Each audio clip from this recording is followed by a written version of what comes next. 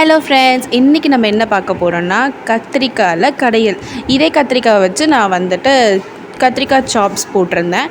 So அதனுடைய link வந்து இப்போ என்னுடைய சேனல் நேம் கீழே காட்டுதில்ல, அதுக்கு கீழே பார்த்தீங்கன்னா ஒரு லிங்க் மாதிரி இருக்கும். அதை கிளிக் பண்ணிங்கன்னா அந்த வீடியோ வரும். ஸோ அதை பார்த்து நீங்களும் ட்ரை பண்ணுங்கள். இப்போ கடையல் எப்படி பண்ணலான்னு பார்க்கலாமா?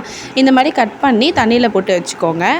இப்போ இதை வந்து நம்ம வேக வச்சு எடுத்துக்கலாம். நான் வந்து குக்கரில் வேக வச்சுக்கிட்டேன். கொஞ்சமாக தண்ணி விட்டு தேவையான அளவு உப்பு போட்டு வேக வச்சு எடுத்துக்கலாம். இப்போ பாருங்கள், இந்த அளவுக்கு நல்லா வெந்துடணும், நல்லா சாஃப்டாக இருக்கும். இப்போ இதில் வந்து புளி தண்ணி விடணும்ல, அதுக்கு ஒரு நெல்லிக்காய் சைஸ் புளியில் வந்து நம்ம சுடு தண்ணி விட்டு வச்சுக்கலாம். அது ஊறுறதுக்குள்ளே நம்ம இந்த தோல் எல்லாத்தையும் எடுத்துட்டு இதை வந்து ஒரு கடாயில் சேர்த்துப்போம். ஸோ இது வந்து கொஞ்சம் சூடு பண்ணணும். இது கூட வந்து நம்ம இப்போ புளி தண்ணி ரெடி பண்ணி வச்சுருந்தோம்ல, அதையும் சேர்த்துட்டு அது கூடவே வந்து ஒரு தக்காளியை இந்த மாதிரி கட் பண்ணி சேர்த்துக்கோங்க. அண்ட் காரத்துக்கு ஏற்ப பச்சை மிளகாய், வரமிளகாய் ரெண்டுமே சேர்த்துக்கிட்டேன். இதை நல்லா மிக்ஸ் பண்ணி விட்டுக்கோங்க. ஒரு 2 கொதி வந்ததுக்கப்புறமா ஆஃப் பண்ணிக்கோங்க. இந்த புளி வந்து பச்சை ஸ்மெல் போகணும்ல, அதுக்காக தான். இப்போ இந்த மாதிரி உங்கள் வீட்லேயும் கடாய் இருந்துச்சுன்னா அதில் வந்து நீங்கள் இந்த மாதிரி மசிச்சிக்கலாம். அப்படின்னா நார்மலாகவே நீங்கள் மசிச்சாலே கரெக்டாக சூப்பராக வந்துடும்.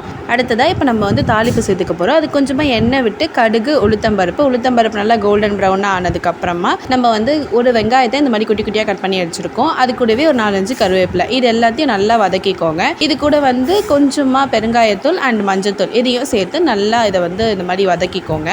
இப்போ இந்த தாளிப்பை வந்து நம்ம அந்த கடையெல்லாம் சேர்த்து இன்னும் ஒரு தடவை கடைஞ்சிக்க போகிறோம். ஸோ இது வந்து ரொம்ப டேஸ்ட்டாக இருக்கும். கண்டிப்பாக நீங்கள் ட்ரை பண்ணி பாருங்கள். சாதத்தில் போட்டு சாப்பிட்டாலும் சூப்பராக இருக்கும், தயிர் சாதத்துக்கெலாம் சூப்பராக இருக்கும். ஸோ கண்டிப்பாக ட்ரை பண்ணி பார்த்துட்டு எப்படி வந்துச்சுன்னு கமெண்ட் பண்ணுங்கள். மறக்காமல் லைக் பண்ணுங்கள், ஷேர் பண்ணுங்கள், சப்ஸ்கிரைப் பண்ணுங்கள். டாடா பாய்.